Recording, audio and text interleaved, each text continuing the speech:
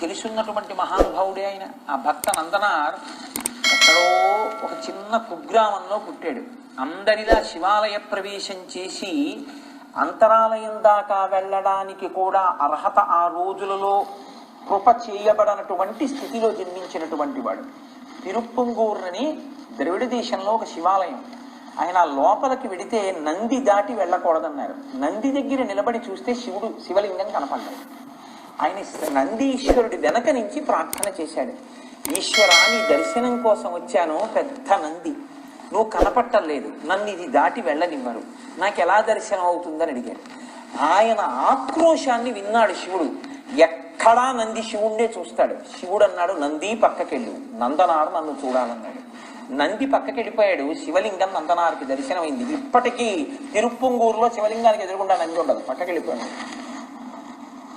అటువంటి నందనార్ యజమానిని అడిగాడు, నేను వెళ్ళి చిదంబరంలో నటరాజ దర్శనం చేస్తానని. ఆయన అన్నాడు, వీడికి వెర్రి ఎక్కువైంది, నటరాజ దర్శనం వీడికేమిటి అని. ఇవాళ రాత్రి నువ్వు పొలాన్ని, ఏం తక్కువ, కొన్ని వందల ఎకరాల పొలాన్ని దున్నేసి నీరు పెట్టి విత్తనాలు పెట్టి పంట పండించి కోసి ధాన్యం ఆరబోసి బస్తాలకెత్తి బండికి కట్టి ఇంటికి తెచ్చిపెట్టి తెల్లవారుజామున చిదంబరం వెళ్ళిపోన్నాడు. ఆయనకి ఏం వినపడిందంటే చిదంబరం వెళ్ళిపోవటే వినపడింది. పరమ సంతోషంతో అలాగే అన్నాడు. పొలానికి వెళ్ళి చూశాడు. కొన్ని వందల ఎకరాల పొలం. ఒక రాత్రిలో ఏం దున్నుతాడు? శివ, నా బ్రతికింతే అనుకున్నాడు. నీ దర్శనం కాని నా జన్మ ఎందుకని ఏడ్చి ఏడ్చి స్పృహ తప్పిపోయాడు. ఇప్పుడు నందనార్ స్పృహ తప్పి పడిపోయాడు. పరమశివుడు వచ్చి నాగలి పట్టుకున్నాడు. పార్వతీదేవి నీళ్లు తోడింది. ప్రమదగణాలు, గణపతి, సుబ్రహ్మణ్యుడు వీళ్ళందరూ గబగబా పొలంలో విత్తనాలు చల్లారు. ఎంతలో పంట పండాలి? శివానుగ్రహం, శివ సంకల్పమస్తు. పంట పండిందంటే రాజనాల ధాన్యం పండింది.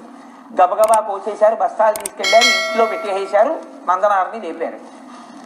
అంతా అయిపోయింది, చిదంబరం వెళ్ళిపో అన్నాడు. పరమానందాన్ని పొందాడు. యజమానిని సెలవడిగాడు. యజమాని ఆశ్చర్యపోయాడు. వీడు రా భక్తుడంటే, నేనా భక్తుడిని అనుకున్నాడు. సంతోషించాడు, బయలుదేరాడు, చిదంబరం వెళ్ళాడు. కానీ చిదంబరం ఆలయంలోకి ఆయన్ని రానివ్వలేక నీవు అగ్నిశుద్ధి పొందితే లోపలికి రావచ్చని బయట పెద్ద అగ్నిహోత్రాన్ని వెలిగించి నువ్వు అందులో ప్రవేశించు, శుద్ధి అయిన తర్వాత లోపలికి వెళ్ళచ్చు అన్నాడు. నటరాజస్వామిని తలుచుకుని నమస్కారం చేసి అగ్నిహోత్రంలోకి ప్రవేశించాడు. నేను ఏ సీతాగ్ని ప్రవేశమో చెప్పాను అనుకోండి, ఇది నేను విన్నదే కదండి అంటారు. మన కన్నుల ముందు ఈ మధ్య కాలంలో జరిగినటువంటి సన్నివేశం. నందనార్ అగ్నిహోత్రంలో ప్రవేశిస్తే అగ్ని కీలలు తడితో కూడుకున్నటువంటి, మంచు బిందువులతో కూడుకున్నటువంటి, శంకరులు అంటారు దృశాద్రగీయస్యాదరదళిత నీలోత్పల రుచ అంటారు. దరదళిత నీలోత్పల రుచ, బాగా విచ్చుకున్నటువంటి ఆ తామర పువ్వు ఎలా ఉంటుందో అలా దరదళిత నీలోత్పల రుచ, లోపల మంచు బిందువులతో ఉంటుంది. ఇంకా చల్లగా ఉంటుంది. చల్లటి పూలదండలుగా మారిపోయి అగ్ని కీలలు నందనార్ మెళ్ళలో పడ్డాయి.